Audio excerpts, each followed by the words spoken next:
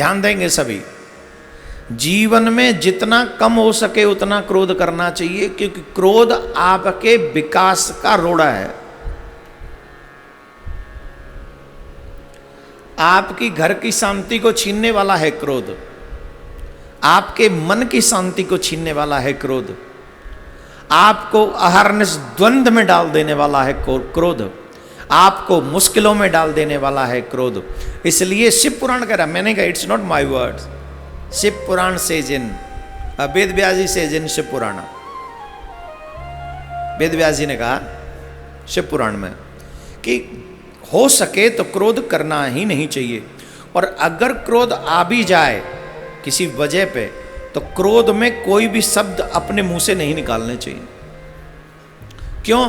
क्योंकि जब आप क्रोध में कोई शब्द ऐसा निकालोगे अपने मुंह से, तो निश्चित तौर पे वो अच्छे तो नहीं होंगे, हैं? क्रोध में आप कहोगे तुम्हें माता च पिता तुम्हें ऐसे बोल पाओगे? नहीं बोल पाओगे ना। कुछ ना कुछ मैं तुझे देख लूंगा, या कुछ भी एक ऐसा शब्द निकलेगा जिस शब्द को सुनने के बाद सामने वाला भी कुछ बोलने पर विवश होगा। आपने क्रोध में कुछ कहा, सामने वाले ने वो शब्द सुने, तो उसके अंदर का भी जो रक्तचाप था वो जो है 140 की डिग्री पर पहुंच गया। फिर सामने वाला भी कुछ न कुछ जरूर बोलेगा, अवश्य बोलेगा। और जब सामने वाला बोलेगा तो वो ऐसा अवश्य बोलेगा जिससे आपका क्रोध और बढ़े, वो 440 तक पहुंचे, घटे नहीं। तो ये क्रोध पाप कर मूल, वो क्रोध आपके पाप की जड़ बन जाएगा। इसलिए क्रोध नहीं करना चाहिए। क्रोध आ भी जाए तो अपने आप पर कंट्रोल करना चाहिए। और कंट्रोल कैसे करें कि बोलो मत, क्रोध आ रहा है ठीक है, अंदर ही फड़फड़ाने दो थोड़ा सा। जिस समय आपको क्रोध आ रहा हो अपना टेम्परेचर नापना, आपको पता चलेगा कि आपकी बॉडी कितनी परेशान हो जाती है उस समय जब आपको क्रोध आता है। तो शब्द मत निकालें। और क्रोध को शांत करने का एक बहुत सुंदर तरीका है, जिस समय आपको क्रोध आ रहा हो उस समय आप भगवान शिव के इस पंचाक्षराई मंत्र का जाप करें। ओम नमः शिवाय, ओम नमः शिवाय, ओम नमः शिवाय, बोलो ओम नमः शिवाय। इसको 21 बार जप लें, आपका क्रोध छूमंतर हो जाएगा। जब क्रोध आ रहा हो बोलने से पहले। और जो शिष्य हैं, जो कृष्ण भक्त हैं, उनके लिए आप अपने गुरुजी के द्वारा दिया हुआ मंत्र 11 बार 21 बार जप लें, आपका क्रोध भाग जाएगा। राधे राधे बोलना पड़ेगा। ये दूसरी बात हुई। और तीसरी बात, जो लोग चाहते हैं कि हम लंबा जिए, दीर्घ आयु हों, कौन सी आयु? दीर्घ आयु कि अल्प आयु? कौन कौन दीर्घायु जीना चाहते हैं? जो लोग चाहते हैं कि हम और हमारे बच्चे दीर्घायु जिए, शिव पुराण में उनके लिए बड़ी सुंदर व्यवस्था बताई गई है। बताएं क्या व्यवस्था है? बोले व्यवस्था यह है कि भोजन कम करो,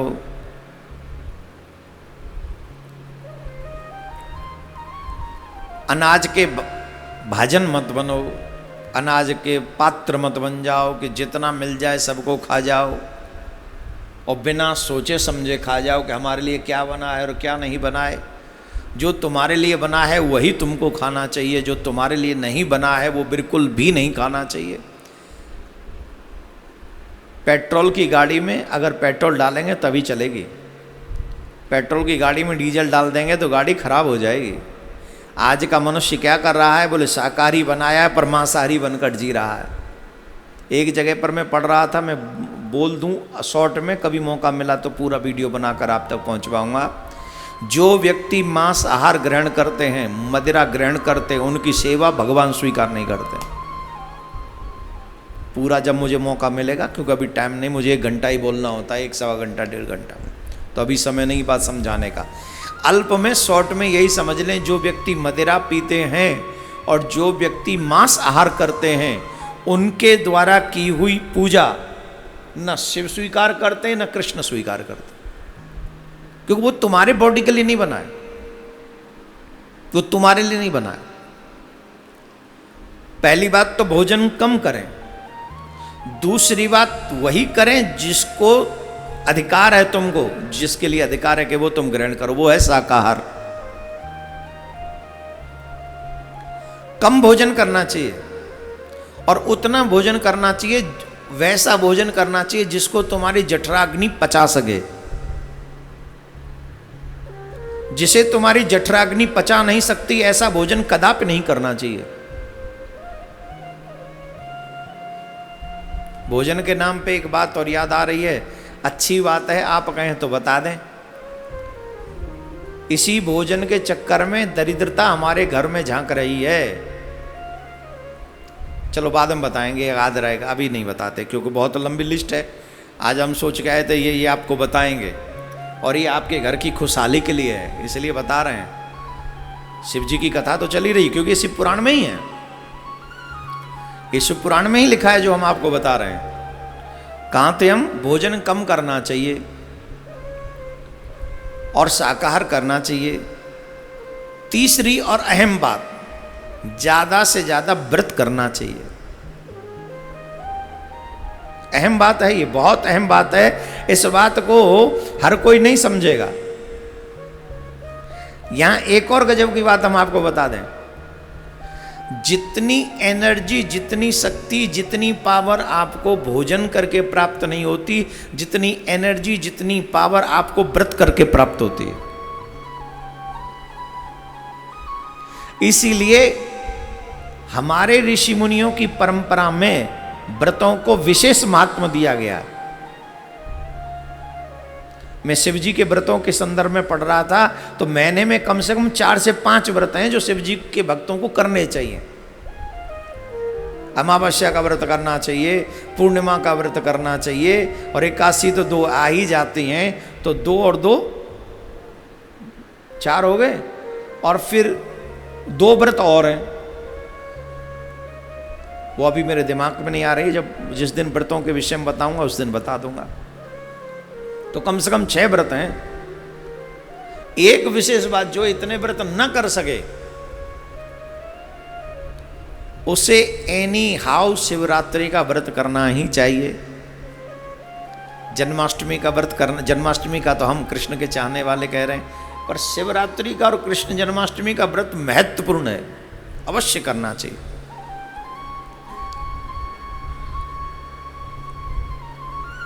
बहुत पुण्यों का फल शिवरात्रि का व्रत दे देता है। तो ये तीसरी बात हो गई, भोजन करें, कम भोजन करें, शाकाहार करें और ज्यादा से ज्यादा व्रत करें, ये तीसरी बात। यहां पर एक और बात बताई गई है, संध्या के समय, संध्या का जो 2 संध्याएं होती हैं शिव पुराण में, मालूम है कि नहीं? संध्या एक होती है, 2। हमारे यहाँ त्रिकाल संध्या की बात आती है, राइट, पर 2 संध्याएं होती हैं। एक मॉर्निंग संध्या होती है, एक इवनिंग संध्या होती है। बोले मॉर्निंग संध्या कैसी होती है? बोले सूर्य उदय होने से पूर्व, सूर्य की प्रथम किरणें इस पृथ्वी पर आएं, उससे पूर्व का और जो ब्रह्म मुहूर्त के बीच का जो समय है उसे संध्या कहते हैं। शाम को सूर्यास्त और अंधेरे होने से पहले का जो समय है उसे सायंकालीन संध्या कहते हैं। एक मॉर्निंग संध्या, एक सायंकालीन संध्या। तो संध्या के संदर्भ में एक बात कही गई है, संध्या के समय चाहे वो मॉर्निंग की हो चाहे वो इवनिंग की हो, कुछ काम नहीं करने चाहिए। वो कौन से काम है? बोले भोजन नहीं करना चाहिए। कई लोग सुबह उठते ही, कई लोग मिल जाएंगे आपको, कई लोग कहते हैं हम तो सुबह उठ जाते हैं। कितने बजे? बोले लगभग 4:30-5 बजे। अच्छा, वाह, बड़े अच्छे हो। करते क्या हो? क्या करते? सबसे पहले चाय ढूंढते हैं और चाय के संग बिस्किट ढूंढते हैं या कुछ रस वस कुछ मिल जाए वो ढूंढते हैं। काय के लिए उठे थे 4 बजे 5 बजे? काय के लिए उठे थे? ये चाय के लिए उठे थे? ये बिस्किट खाने के लिए उठे थे? उठे ब्रह्म मुहूर्त में, और काम क्या किया? जो वर्जित है पुराण में, ये खाना नहीं है, पीना नहीं है। प्रातःकाल क्या करना चाहिए? रामचरितमानस सिखाता है, प्रातःकाल उठ के रघुनाथा, माता पिता गुरु ना वही माता। सबसे पहले क्या करें? बोले प्रणाम। प्रणाम किनको? बोले अपने घर के बुजुर्गों को। सबसे पहले उठ के बिना स्नान के ही सबसे पहले अपने माता पिता के पास चले जाओ। घर में जो बुजुर्ग हैं, दादी दादा हैं, उनके पास चले जाओ और उनको जाके प्रणाम करो। और उन्हें प्रणाम करने के बाद क्या करें? बोले फिर स्नान। पहले प्रणाम, फिर स्नान और फिर राम, फिर नाम जपो, फिर भजन करो। भजन के बाद फिर भोजन करो। ये व्यवस्था है तुम्हारे पुराणों की। यहां तो उठे नहीं, जर एक लोटा आ गई चाय की और 2 बिस्किटों से भरा हुआ वो प्लेट आ गई, और जब पूरा कुंभकर्ण खा पी के फिर उठे। अब ये भजन, ये पुराणोक्त तुम्हारा जीवन नहीं है। ये तुम अपना उठ के भी लेटे ही हो, समझ गए। राधे राधे बोलना पड़ेगा। तो मैं कहा था, संध्याकालीन समय में आपके लिए कुछ कार्य वर्जित हैं। बोले कौन से कार्य वर्जित हैं? पहला भोजन। भोजन नहीं करना चाहिए संध्याकालीन समय में। एक और गजब की बात, शाम के समय यात्रा भी नहीं करनी चाहिए। जिनकी चालू हो वो रखें, जो चल रहा है, जो ट्रेन में बैठ गया, दोपहर को ही बैठ गया, सुबह ही बैठ गया, वो थोड़ी रुकेगा। लेकिन उस समय यात्रा न रख करें प्रारंभ। शाम के समय, संध्याकालीन समय में यात्रा प्रारंभ न करें। अच्छा, इसके पीछे वजह क्या है? रीजन क्या है? रीजन है छोटा सा। शाम के समय कैलाश पर्वत पे शंकर भगवान अपने तीनों नेत्र खोलकर इस ब्रह्मांड को देखते हैं, पृथ्वी के लोगों को देखते हैं, मतलब इनकी चेकिंग करते हैं कि ये कर क्या रहे हैं। और संध्याकालीन समय बनाया गया है भगवान के भजन के लिए। और यात्रा में मतलब कुछ कमाने जा रहा होगा, खाने का मतलब इसको वर्जित किया गया है। तो जब उस समय भगवान देखते हैं कि ये अभी भी सांसारिक कार्यों में लगा है, तो भगवान क्रोधित हो जाते हैं, और उससे तुम्हारे सुकृत भी नष्ट होते हैं और तुम्हारे घर की शांति भी नष्ट होती है। भोजन नहीं करना चाहिए, सोना नहीं चाहिए, चाहे वो मॉर्निंग की संध्या हो या इवनिंग की, उसमें सोना नहीं चाहिए। उस संध्या में और इस संध्या में सोना नहीं। दूसरा, यात्रा नहीं करें। और सबसे अहम बात, स्त्री का संग न करें, स्त्री प्रसंग में लिप्त न रहें। स्त्री का संग मतलब ऐसा नहीं कि घर में है तो कीर्तन हो रहा है तो वो संग नहीं। जो पति पत्नी संतान उत्पन्न करने का प्रयास जो करते हैं, वो संध्याकालीन समय में, चाहे वो मॉर्निंग किया, ये नहीं करना चाहिए। भोजन करेंगे तो पेट खराब हो जाएगा, संतान उत्पन्न करेंगे तो दुष्ट संतान उत्पन्न होगी जो जीवन भर तुमको दुख देगी। यात्रा करोगे तो वो यात्रा तुम्हारी सफल नहीं होगी। और क्या था, शयन करोगे तो तुम्हारा भाग्य नष्ट हो जाएगा। इसके लिए संतान अच्छी हो, भाग्य सुंदर हो, तुम्हारी शरीर अच्छी रहे और तुम्हारा हर काम बनता रहे, इनके लिए कार्य वर्जित किए गए। संध्याकालीन समय में ये कार्य नहीं करना चाहिए। बोलो राधे राधे। और जोर से बोलना पड़ेगा। पांचवी बात मैं आपको बताने जा रहा हूं, बताऊं कि रिंदू? बता दूं। वैसे तो कई हैं, पर इनमें से आज मैं सिर्फ 5 ही बोलूंगा, शेष कल बोल दूंगा। पांचवी बात जो बहुत महत्वपूर्ण है वो ये है, आपको अपने जीवन में झूठ नहीं बोलना चाहिए, जो आज का व्यक्ति बात बात पे बोलता है। आज आप इस व्यक्ति से कहो झूठ मत बोलना, तो वो समझेगा कि ये व्यक्ति हमको पागल बना रहा है। किसी से बोलो कि सत्य बोला करो, तो वो कहे तुम पागल हो गए हो, किस जमाने की बात करते हो? सतयुग में सत्य बोला करते थे, कलयुग में नहीं चलता। ऐसा नहीं है। मैं एक बात आपको यहां स्पष्ट कर दूं, तुम्हारे झूठ बोलने से किसी और का भला हो अथवा किसी और का बुरा हो, पर तुम्हारे झूठ बोलने से सबसे पहला जो बुरा होता है वो तुम्हारा बुरा होता है। जब तुम झूठ बोलते हो तो भगवान की दृष्टि में तुम उसी समय तुम्हारा पतन हो जाए, उसी वक्त उसी समय तुम्हारा पतन हो जाता है। क्योंकि जो तुम बोल रहे हो वो तुम्हारा विचार डेवलप हो रहा है, और जो तुम्हारा विचार डेवलप हो रहा है, तुम कर्म भी वही करने जा रहे हो, और वो जो कर्म तुम करोगे तो तुम्हारा निर्माण तुम्हारे जीवन का वैसा ही होने वाला है। इसलिए भगवान ने, रामायण क्या कहती है, धर्म न दूसरे सत्य समाना, आगम निगम पुराण बखाना। भागवत कहती है सत्यात्मकम त्वाम शरणम प्रपन्नः सत्यम परम धीमहि। उस परम सत्य का ध्यान करो, उस परम सत्य को ध्याओ। और आप प्रत्येक पूर्णिमा पे सुनते हो सत्यनारायण की कथा। तो सत्यनारायण की कथा, सत्यनारायण व्रत क्या है? सत्यनारायण व्रत ही है सत्य का धारण करना। जब आप झूठ बोलते हो तो आप एक असत्य मार्ग पर चले जाते हो। आपको चाहिए, शिव पुराण के कथन अनुसार आपको चाहिए कि आप सत्य के मार्ग पर चलकर अपने जीवन को सुंदर बनाएं। बोलो राधे राधे। और जोर से बोलना पड़ेगा। आपके विचार ही आपको प्रगतिशील बनाते हैं। ध्यान से सुने, सत्य क्या सिखाता है? आपको आगे बढ़ना सिखाता है। सिखाता है कि नहीं? आपके विचार सत्य युक्त होने चाहिए। एक दृष्टांत मुझे याद आ रहा है, सुनिए जरा ध्यान से, बड़े गजब का है। एक महानुभाव सत्संग हो रहा था, उस सत्संग में गए, और जब सत्संग हो रहा था उस सत्संग में जब वो पहुंचे तो सत्संग में सत्य की चर्चा हो रही थी। और जब सत्य की चर्चा हो रही थी, उन्होंने कहा जो व्यक्ति सत्य स्वीकार करता है, कितनी भी कठिन परिस्थितियां आ जाएं फिर भी सत्य से कभी डिगता नहीं है, उस महानुभाव की सत्य रक्षा करता है, सत्य आहरने से उसकी सहायता करता है।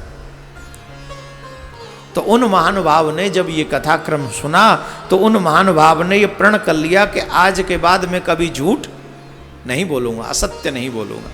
प्रण कर लिया। देखो, सुनने से ही अच्छे अच्छे विचार दिमाग में आते हैं। जब आप अच्छी बातें सुनते हो तो अच्छे विचार आते हैं, अच्छे विचार आते हैं तो आप अच्छा करना चाहते हो। जब अच्छे विचार ही नहीं, कहीं सुना ही नहीं पड़ेगा तो विचार नहीं आएंगे, विचार नहीं आएंगे तो अप्लाई नहीं करोगे।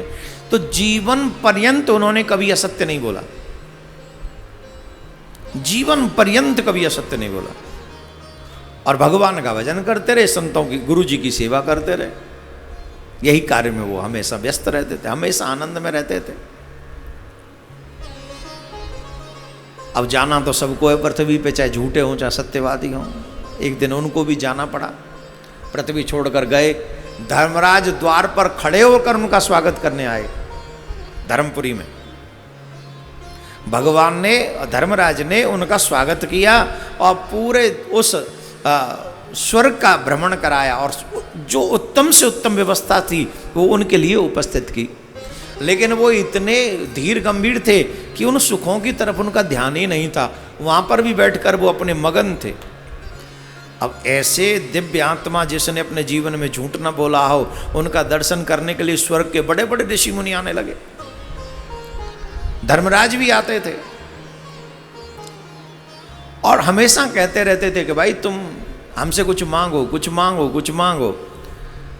तो एक दिन उन दिव्य आत्मा ने कहा कि भाई देखो, ये तुम हमें कहाँ लेके आए? बोले स्वर्ग है। बोले एक काम करो, हमें नरक ले चलो, हम थोड़ी देर के लिए नरक देखना चाहते हैं। क्या आवश्यकता है आपको नरक जाने की? आपको नरक में जाने की कोई आवश्यकता नहीं। बोले हमारी इच्छा है कि आप हमको थोड़ा नरक भ्रमण करा लाओ। तो स्वयं धर्मराज उन आत्मा को लेकर नरक की ओर बढ़े। नरक में गए तो उन्हें ज्यादा फर्क नहीं लगा स्वर्ग में और नरक में। वहां पर भी लोग वैसे ही थे, स्वर्ग में थोड़ी सुविधाएं ज्यादा थी। तो भ्रमण करके वापस आए, उनका मुख उदास था। धर्मराज ने पूछा आप इतने उदास क्यों हैं? बोले हम उदास इसलिए हैं, जो पुराणों में हमने पढ़ा था कि नरकों में बड़े कष्ट हैं, बड़ी वेदनाएं हैं, कहीं कुएं में पार डाल दिया जाता है, कहीं अग्नि में जलाया जाता है, कहीं तांबे की भूमि पर दौड़ाया जाता है, लोग चीखते हैं, चिल्लाते हैं, त्राहि त्राहि करते हैं, भालों से बाणों से उसको वेद किया, उसका छेदन किया जाता है। उसके पीछे कुत्ते दौड़ाए जाते हैं, हाय तौबा मस्ती रहती है। हमने तो नरक के विषय में ये सुना था, पर ऐसा तो वहां कुछ है ही नहीं। ये कैसा नरक है? धर्मराज ने कहा नरक वालों से ही पूछते हैं। तो नरक वाले लोगों को पूछा कि जिस नरक के वेदना के विषय में, दुख के विषय में, दर्द के विषय में बार बार कहा जाता है, वो अभी क्यों नहीं है? तो उन नरक के वासियों ने कहा, हे महात्मन, जैसे ही आपके चरण इस नरक में पड़े, नरक के सारे दुख, दर्द, वेदनाएं, परेशानियां आपके चरण पड़ते ही अदृश्य हो गई, गायब हो गई। ये आपके चरणों का प्रताप है, ये आपके पुण्यों का प्रताप है। जब आप ऐसे श्रेष्ठ विचार वाले लोग नरक में भी जाते हैं तो नरक के भी दुख समाप्त हो जाते, औरों के दर्शन करने मात्र से। जो नरक में पड़े वहां की पीड़ा भोग रहे हैं, वो भी जब आप जैसे लोगों के दर्शन करते हैं तो उनकी भी वेदनाएं समाप्त हो जाती हैं, दर्द समाप्त हो जाते, दुख समाप्त हो जाते। ये एक विचार की शक्ति है। किसकी शक्ति है? एक विचार आपको यहां से वहां तक पहुंचा देता है, जो खुद अपने आप को ही सुखी नहीं बल्कि नरक में पड़े हुए लोगों को भी आप सुख प्रदान कर देते हो। बोलो राधे राधे। ऐसे नहीं, जोर से बोलना पड़ेगा। तो ये सुख किसकी वजह से? एक विचार की वजह से। एक वो विचार है जो सबको दुख देता है, एक वो विचार है जो सबको सुख देता है, जो सबको सुख देता है। हमें अपने जीवन में, अपने दिमाग में, अपने कर्म में उन विचारों को स्थान देना चाहिए जो विचार खुद को भी सुख दे और दूसरों को भी सुख दे। बोलो राधे राधे। जोर से बोलना पड़ेगा। तो मेरे प्यारे, ये कुछ श्रेष्ठ बातें शिव पुराण में हैं, जिन बातों को मैंने आप तक इसलिए पहुंचाया, जिन प्रसंगों को सुन सुनकर आपके जीवन में इन बातों को सुनकर कुछ बदलाव आए।